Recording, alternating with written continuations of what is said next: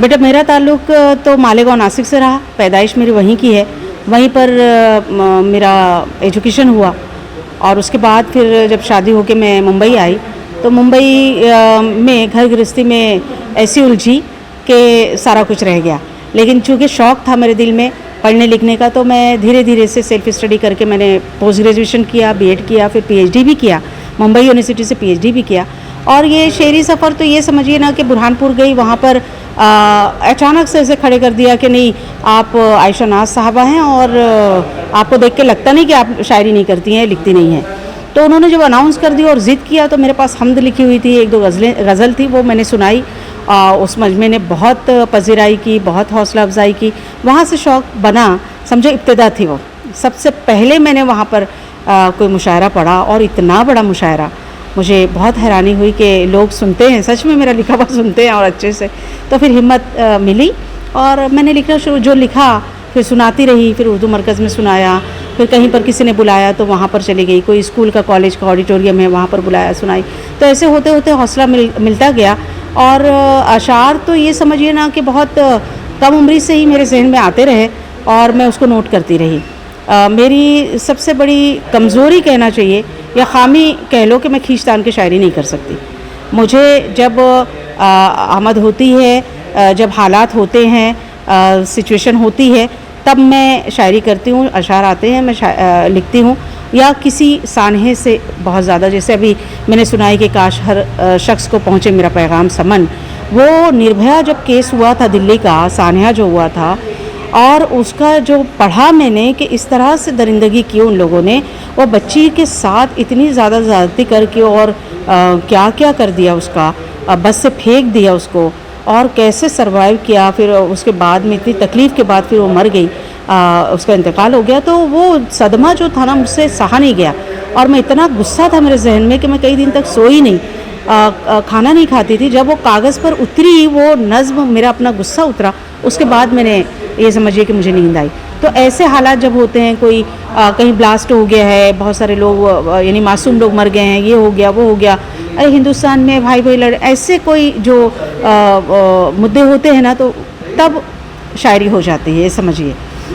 मेरी ऐसे लिखती रही मैं, लेकिन मैं ये शायरी ऐसा है कि मेरी शायरी में ज़्यादातर अल्लाह की वैदानियत कहें या सूफियाना शायरी कहें और या इश्किया शायरी कहें। इश्किया मतलब ये कि उसमें हल्के फुल्के भी शायर हैं, जैसे शहर दिल से गुज़र गया कोई, खुशबू जैसा बिखर गया कोई, मुझको मुझसे मिला दिया किसने, काम कैसा ये कर गया कोई,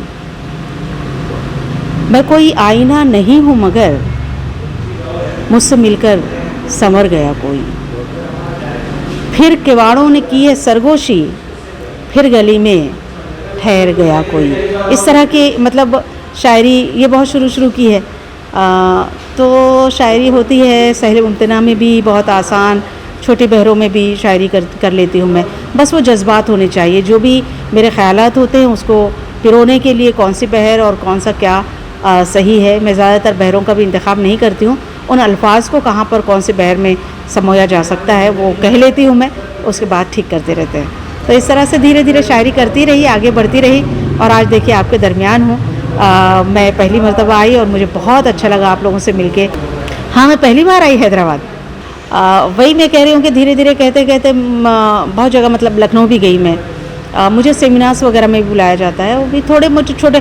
देखिए मैं कुछ हूँ नहीं, सही देखा जाए तो अभी तिफ़्ल मकतबी हूँ, तालिबे इल्म हूँ, बहुत कुछ सीखना बाकी है। मैं कभी नहीं समझती कि मुझे आ गया। मैं आपको भी, इस बच्चे को भी सोचूँ कि मुझसे ज़्यादा ये जानता है, मुझसे ज़्यादा अच्छा है, क्योंकि मुझ में जो कमियां है वो इसमें नहीं है, हो सकता है। तो मैं हर एक का एहतराम करती हूँ और सीखने सिखाने का मरहला जारी रहता है, सीखती रहती हूँ।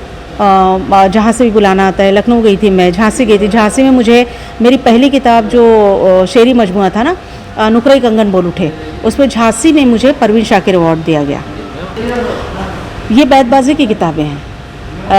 हमारे यहाँ पर बच्चे बहुत ज़्यादा ऐसे मुकाबले होते रहते हैं। हमारे बॉम्बे में तो बहुत, मैंने उसको बहुत बड़ा कर दिया, स्टेट लेवल तक ले गई। तो ये बैतबाजी लाइक अंताक्षरी, अंताक्षरी में गीत होते हैं, इसमें गज़लें होती है, गज़लों के अशार से। ये पहला राउंड जो होता है ना, एकदम सादा राउंड, सादा बैतबाजी राउंड, यानी एक शेर कहा, जैसे नशेमन पर नशेमन इस कदर तामीर करता जा कि बिजली गिरते गिरते आप खुद बेजार हो जाए। तो फिर ये से आया, याद माजी अजाब है यारब, छीन ले मुझसे मेरा हाफजा मेरा, है ना। तो अलिफ आ गया, उजाले अपनी यादों के हमारे साथ रहने दो, न जाने किस गली में ज़िंदगी की शाम हो जाए। ऐसे जिस हर कोई ख़त्म होता है तो सामने वाली टीम, मुखालिफ टीमें होती हैं, वो बोलती चली जाती हैं। ये राउंड चलता है 3 अशार या 5 अशार पर। फिर दूसरा राउंड शुरू होता है लफ्ज़ राउंड। तो हमने अगर एक लफ्ज़ आ गया, चिट्ठी उठाए, एक लफ्ज़ आ गया फूल, ये स्क्रीन पे आ गया, ये टीम के हिस्से में आ गया फूल, तो वो फूल को शामिल मिसरा करते हुए एक शेर सुनाएगी। फूल की पत्ती से कट सकता है हीरे का जिगर, मर्द नादा पर कलम नर्म नाजुक बेअसर, ऐसे। या आप ये सोच लेना कि कोई दूसरा देशभक्ति का ले लें, कोई भी लफ्ज़ ले लें, लब ले लें, रुखसार ले लें, प्यार ले लें, या जुल्फ़ ले लें, या मोहब्बत ले लें, इश्क ले लें, ऐसे कोई सा भी लफ्ज़ दिया जाता है और उस लफ्ज़ को शामिल मिसरा करते हुए सुनाते हैं। इस तरह शेर मुकम्मल करो राउंड। शेर है, एक मिसरा कहेंगे हम, एक मिसरा सामने वाला कहेंगे, उसको मुकम्मल करेगा, पूरा शेर करेगा। तो इस तरह से मैंने ये 1-2 तो यानी थे, बहुत साल से चलते थे, लेकिन जब मैंने यहाँ 30 साल से बैतबाजी शुरू की तो हर साल नए नए राउंड्स, जैसे हर्फ राउंड, लफ्ज़ राउंड, शेर मुकम्मल करो राउंड, फिर उसके बाद शायर राउंड, यानी पहचान कौन, शायर की तस्वीर दिखा के पहचाना और उन्हीं की गज़ल का शेर कहो। फिर तंज़ो मिज़ा राउंड, उसमें मज़ाहिया शायरी के कुछ शेर सुनाना है, मज़ाहिया। तो ऐसे 11 राउंड पर मुश्तमिल मैंने ये 3 किताबें तरतीब दी, जो बच्चों के पास अगर हो तो कंपटीशन में वो ज़रूर जीत कर आएगा, ये मेरी गारंटी है। क्योंकि तमाम चीज़, और सीनियर से सीनियर शोरा से लेके अमीर खुसरो से लेके आज के शोरा तक यहाँ पर कलाम पेश किए गए हैं। अमीर खुसरो, कुली कुतुब शाह मानी, वहाँ दाग देलवी, वहाँ से होते होते आज के जो शोरा हैं उनके भी कलाम उसमें शामिल किए गए हैं। तो वो एक किताब अगर लेके बैठ जाएं तो वो पूरी कुल्लियात है, ये समझिए, और जो चाहिए आपको उसमें मिल जाएगा, तमाम शोरा के नाम के साथ में उनके कलाम को। और इस काम को मैंने, चूँकि मैं कॉलेज में लेक्चरार थी, तो जब मई की छुट्टियाँ, अक्टूबर की छुट्टियाँ मिलती थी या रात में मैं जाके काम कर रही हूँ, तो ऐसे 10 साल में मैंने इन किताबों को पूरा किया है। 10 साल लग गए मेरे, बहुत अरक्रेज़ी से किया हुआ काम है और बहुत रिसर्च वर्क कहना चाहिए, मैं तो कहूँगी कि रिसर्च वर्क है। ये रेहान कौसर अल्फाज पब्लिकेशन के जो है ना, रेहान कौसर साहब, तो उन्होंने मेरी वो की, वहाँ से उनके मकतबे उससे छपी है, वहाँ शाये हुई है वहाँ से। तो उन्होंने अपने कमेंट में लिखा है कि इसको Guinness book of world record में होना चाहिए इस किताब को, क्योंकि उन्होंने एक एक को टाइप किया, उन्होंने सारा कुछ जाना भी है और उनको पता है कि इसके अंदर क्या है। तो उन्होंने अपने मज़मून में एक जगह ये भी लिखा है कि बहुत ज़्यादा कारगर है। और मैं ईमानदारी से कहूँगी कि हर स्कूल कॉलेज की लाइब्रेरी में वो किताब होनी चाहिए। हर एक जो भी अशार का शौकीन है या जो शोरा को पढ़ना चाहता है वो किताब ले। वो किताब मेरे पास मुंबई में है, बुक स्टॉल पे खाली मालेगांव में है। 3 किताबें हैं। पहली किताब है 1 राउंड पर, टोटल तीनों किताबों में 11 राउंड है।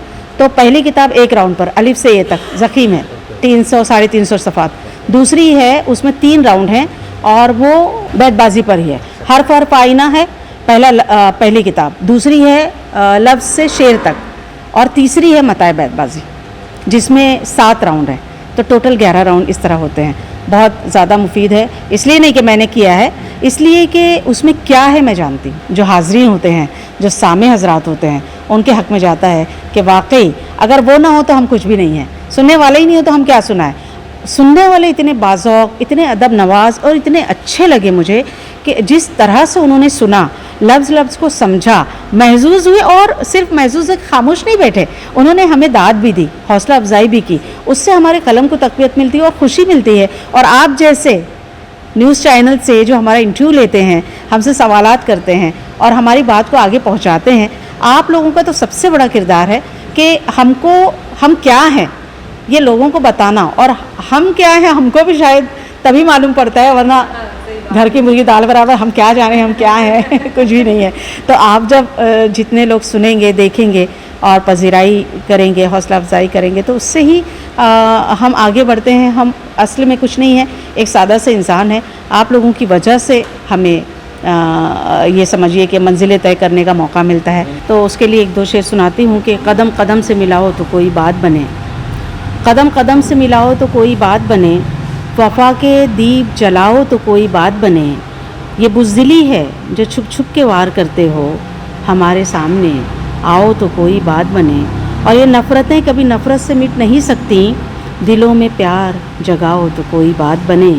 मैं मेरी नज़्म है गुमाने मन, वो सुनाना चाहूँगी। शायद हमारे अपने व्यूवर्स भी खुश हों, अच्छी लगे, शायद पसंद आए उनको। तो लिखा था मैंने ऐसे ही, बस बैठी थी गुमाने मन, एक ही बार में लिख लिया था कि शफ़क़ रेज़ चेहरा, शफ़क़ रेज़ चेहरा, नशीली आँखें, खनकता लहजा, शगुफ्ता शीरीं ज़ुबान उर्दू, ये खुश कलामी बता रही है कि तुमने दिल में किसी को अपने बसा लिया है।